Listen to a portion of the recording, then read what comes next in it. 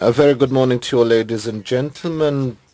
I'd like to thank you for your presence at this conference. I'm sure that everything we'll be talking about today will be extremely important for each one of us. This conference with the broadcasting the Parliament within the twinning project of strengthening the capacities of the National Assembly of the Republic of Serbia in the EU integration progress. We'll find out more about the parliamentary tendencies broadcasting the Parliament, and the Deputy Speaker of National Assembly will address us now, Mr.Veroljub Arsic. Thank you very much, ladies and gentlemen, Mr. Minister, ambassadors, dear friends and guests. I'd like to welcome you all on behalf of the National Assembly and to say that I'm very pleased that this conference is being organized under the auspices of the Twinning Programme. This program is done together with in cooperation with the Greek Parliament. We are all here in order to exchange opinions and best experiences in order to improve transparency of the work of the National Parliament of the Republic of Serbia and the participation of the civil society in parliamentary activities and the decision-making process. This is an extremely important question for all democratic societies. On one hand, we are talking about informing our citizens about the work of the Parliament, and on the other hand, about including the civil sector in the decision-making process and improving their influence in the legislative bodies. We enjoy the support of international organizations, European institutions, universities, and member states of the EU when it comes to communicating with citizens and local authorities to whom we're trying to explain the benefits they've got with the pre-accession agreements and funds of the EU, but also the joint values and strengthening the cultural and political and economic ties with the citizens of the EU. We also enjoy their same support in harmonizing our legislation with that of the EU. This is a place where we discuss all the legislation on the European agenda as well in the accession to the EU, but at the same time this is a place where the voice of the people can be heard, who elected their representatives and who represent their opinions and attitudes here in the Parliament. Through broadcasting these debates, the public can be informed of our work and the obligations that we will accept and shoulder with the membership in the EU. The work of the Parliament is open to the public,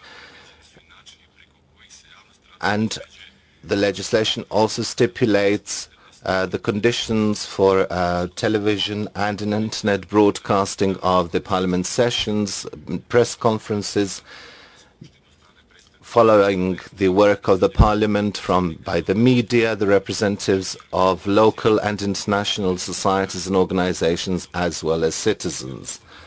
The documents and archives of the Parliament are available to the public as well. It is important to stress that the sessions of working bodies are public, and since last year we've had live streaming on the internet.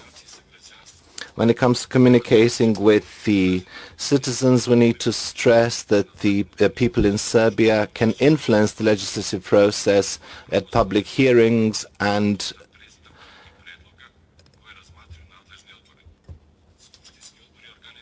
parliamentary committees organize public hearings of bills and other topics important for various segments of the society, as well as the process of European integration.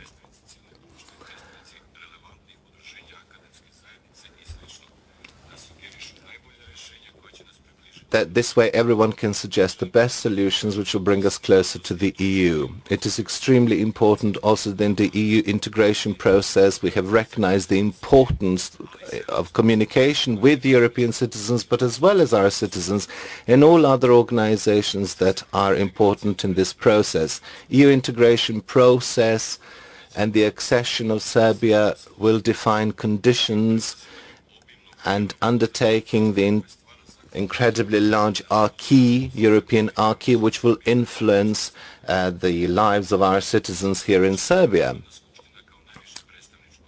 The Parliament, as the highest representative body, is involved in the negotiating process.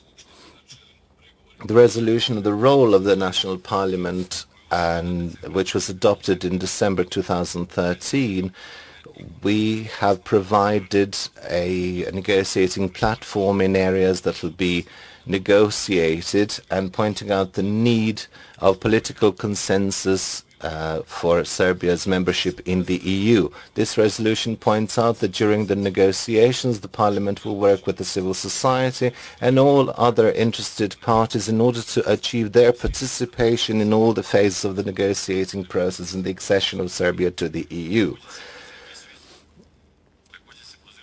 It also invites all interested parties and experts to take part in public hearings related to the negotiating the accession of Serbia to the EU.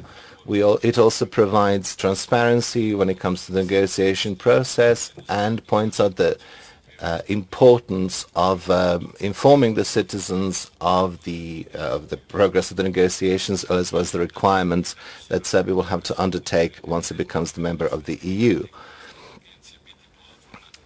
I'm sure that this cooperation and this kind of work will improve the work of the National Parliament. Thank you very much. Mr. Arsic, it is well known that National Assembly within the last year made a great progress in terms of transparency in work through our video broadcasting, in a part largely thanks to the General Secretary Ms.Jana Ljubicic, who is the project leader of this project.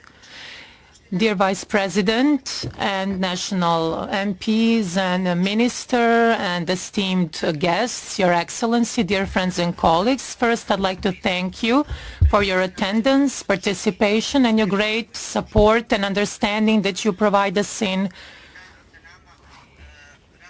achieving our goals that we set and finding the best ways for improvement of publicity of work in National Assembly and participation of all stakeholders in parliamentary activities and the decision-making process. Informing of citizens, essential communication and undisturbed communication with their representatives are of highest importance for each parliamentary and the democratic institutions. Of course, the supervisory, electoral and control functions are the three main functions of the National Assembly. The constant consultation with all the stakeholders and constant monitoring of the work of Parliament can lead to making of the best legal solutions and having good implementation of these solutions. I'm very proud with the progress that the National Assembly made, and during the last convocation that I was the member of,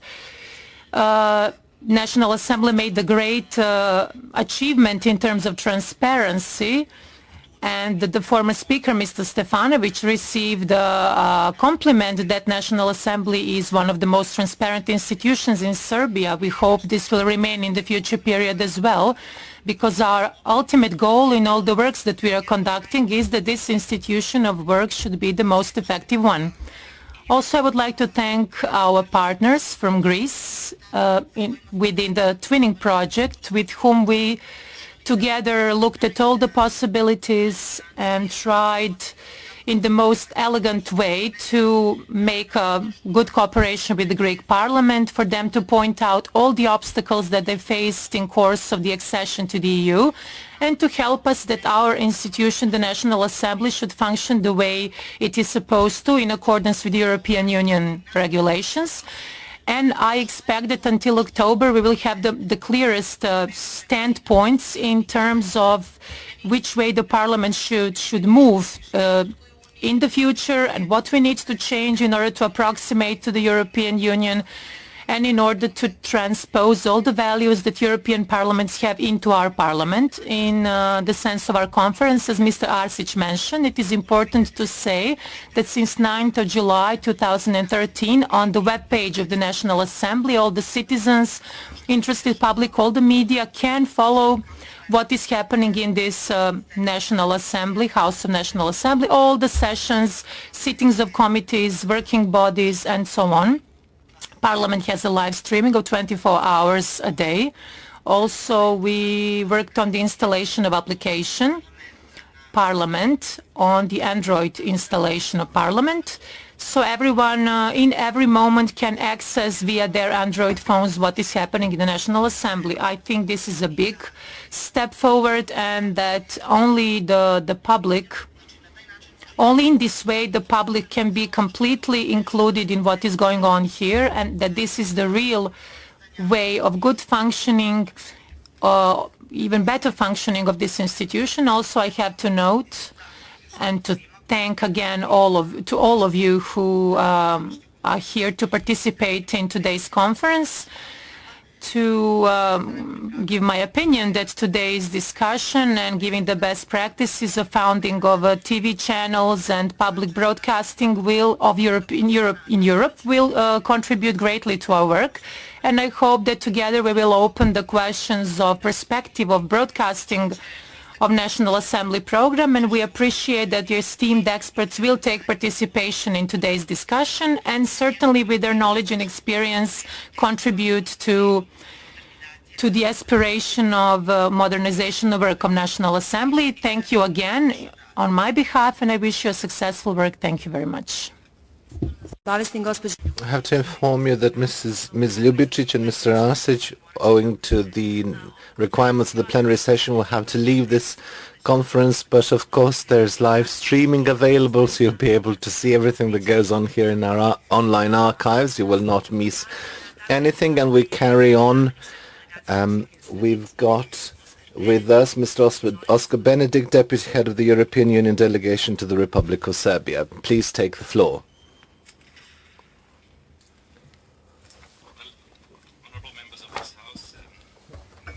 Cenjeni predstavnici ove kuće.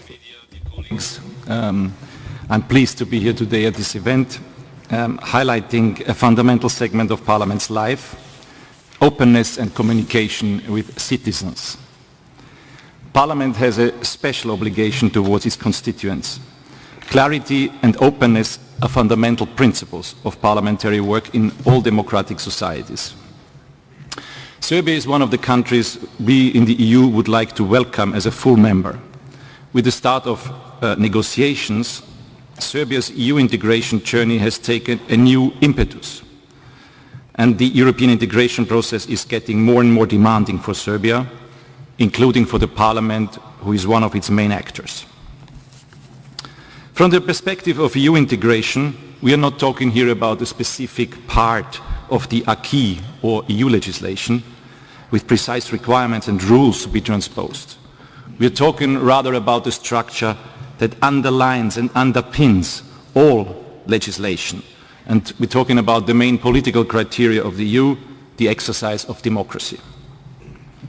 We have seen some positive reforms that already in practice have showed good effect. First of all, the elections. The last two elections have been an opportunity to put into practice the changes that were made to the election law. For example, the end of the so-called blank resignations. And also the new law on the financing of political activities. We welcome the steps undertaken in this area, and we strongly encourage all actors to cooperate with the anti-corruption agency as envisaged in this legislation. Secondly, the Parliament's most important function, namely legislation making, law making, is fundamental for the transposition of the acquis and for the certainty and clarity of rules. The Parliament is more and more active in passing legislation. In this regard, transparency and consultation have improved with an increased use of public hearings and publication of records of plenary debates on the Internet. Relations between the Parliament and independent bodies have also improved, in particular in the submission of the independent bodies' reports to the Parliament and in their consideration. However, as always in life, there is always room for improvement. For the quality of legislation, law drafting capacities and interinstitutional coordination with the government are crucial. And in this context, time is a fundamental factor. The government should properly plan its law drafting activities and submit the draft laws to the Parliament sufficiently in advance. A very frequent use of urgent procedures would be a matter of concern. The draft laws should enter Parliament only after a transparent public debate with all the stakeholders, wherever this is possible. In this way, one can avoid lobbying, which is still unregulated in Serbia. One can avoid extra institutional pressures and certain and particular interests being pushed into law. Secondly, the Parliament's capacities. The quality of the Parliament and the committee's work is uneven, and there is room for improvement in terms of expertise, availability of support staff and good practices. The Parliament Research Service could be further developed to improve the processing of information and the electronic editing of background materials. Thirdly, the Parliament's function of oversight of the executive is also challenging. The law foresees a number of instruments for this.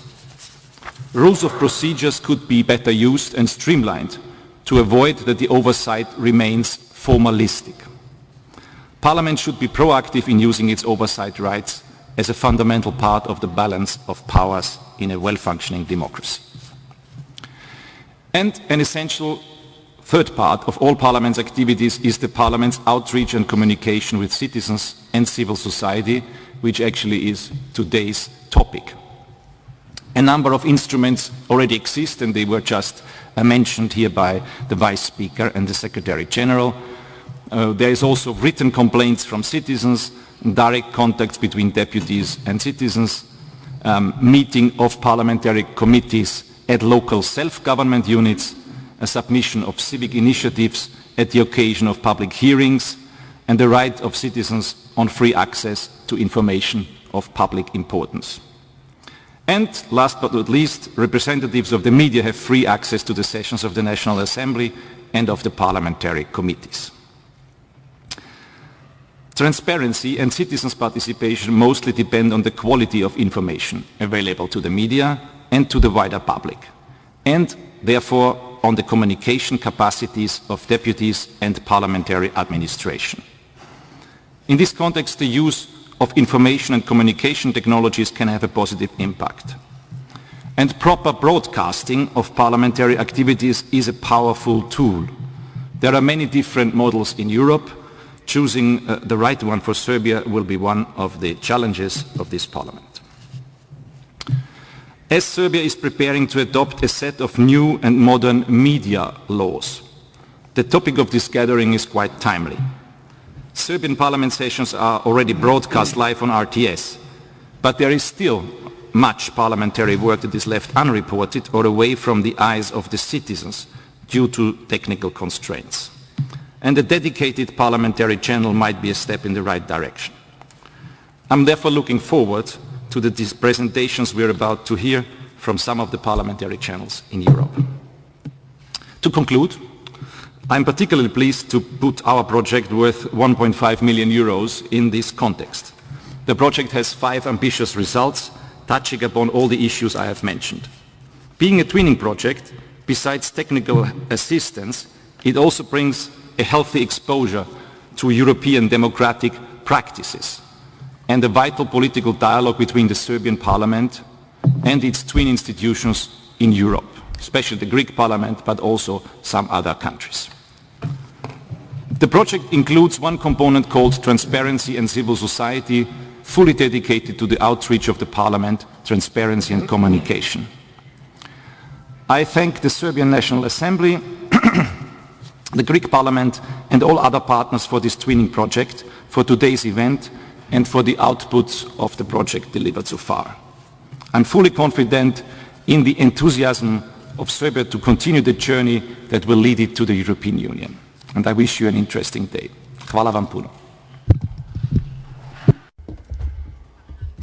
Thank you, Mr. Benedikt, as well, for these encouraging words. Greece is our big and good partner in this project and on this road that hopefully we are managing to successfully go. And we have his Excellency who is the Greek ambassador to Serbia, Mr. Constantine Economides. Dear guests and participants, and if you allow me a particularly warm welcome from my compatriots in Greece who are here today. It is with great pleasure that I have the opportunity to participate in today's conference on parliamentary broadcasting held in the framework of the EUTwinning Project between the National Assembly of Serbia and the Hellenic Parliament.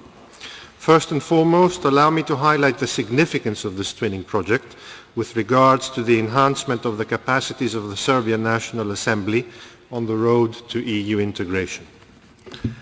As you are well aware, Serbia officially started its accession negotiations with the European Union last January during the first intergovernmental conference held under the Hellenic presidency of the Council of the European Union.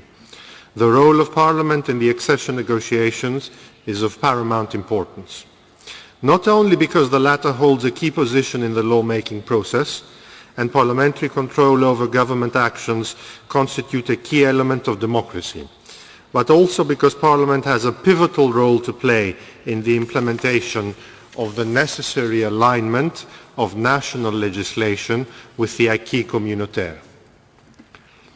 In this process, two key elements are necessary. On the one hand, Parliament should ensure transparency in its functioning in order to achieve greater accountability and optimal effectiveness. On the other, it should improve citizens' accessibility to parliamentary procedures and decisions, while encouraging at the same time social awareness and citizen engagement in public affairs and the European integration process. In this respect, direct channels of communication between the public and Parliament need to be created, and a coherent and comprehensive communication strategy has to be elaborated and implemented. In this particular field of parliamentary broadcasting, the Hellenic Parliament has acquired significant experience and know-how during the last 15 years through the Hellenic Parliament television, one of the first of its kind in Europe. In conclusion, I am confident that today's conference will contribute to defining the best practices in terms of parliamentary broadcasting, and thus will allow the transfer of the necessary know-how to the National Assembly of Serbia at a critical juncture for Serbia's European integration aspirations. I wish you all the best in today's proceedings, and thank you very much. Zahvaljujem njegovoj ekscelenciji gospodinu Economidesu.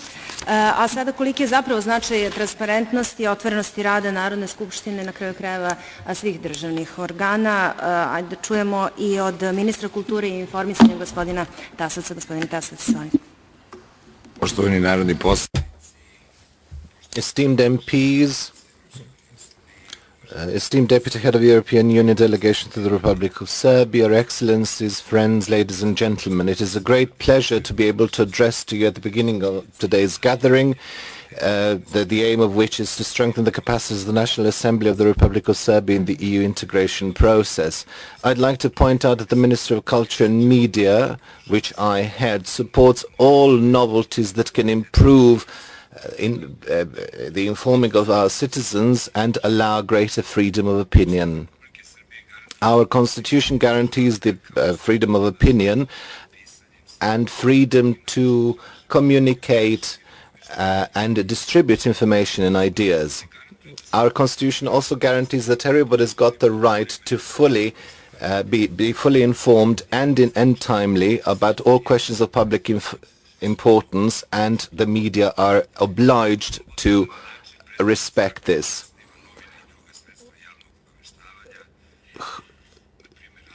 The law stipulates all the rules and regulations how to set up a media outlet. We have done all this through a number of media laws which will be put before the Parliament very soon, through whose adoption through a regulatory framework will improve the system of public information. After a break of 11 years, we are planning to pass 3 media laws: law on electronic media, of public media services. I would like to see the parliamentary debate on a possible Parliament TV that might be set up in the meantime. I think it's very important because such a channel would contribute to better informing the citizens and satisfy the requirements of our general public to find out more about the work of the Parliament. We support the opening and setting up of such a channel because we believe that the people have the right to know, and this would improve the further development of the freedoms of our society and the right to have access to information. I'm sure you won't be surprised if I say that I have a dilemma whether there are the technical possibilities of introducing such a parliamentary TV channel, who would be its founder, and how that same would be financed. I expect the answers, or at least some of the answers to these questions and dilemmas, we will receive at today's gathering, and in that respect I am very pleased to see some dear friends who will tell us about European, German, French, British and Greek Parliament experiences, as well as that of the European Commission. Such an exchange of opinions can only be useful in our aim to make our work and democracy more transparent in Serbia. On behalf of the Serbian government and the Minister of Culture and Media, I wish you very successful work today at this conference and a very nice day here in Belgrade. Thank you very much for your attention. Thank you, Mr. Minister.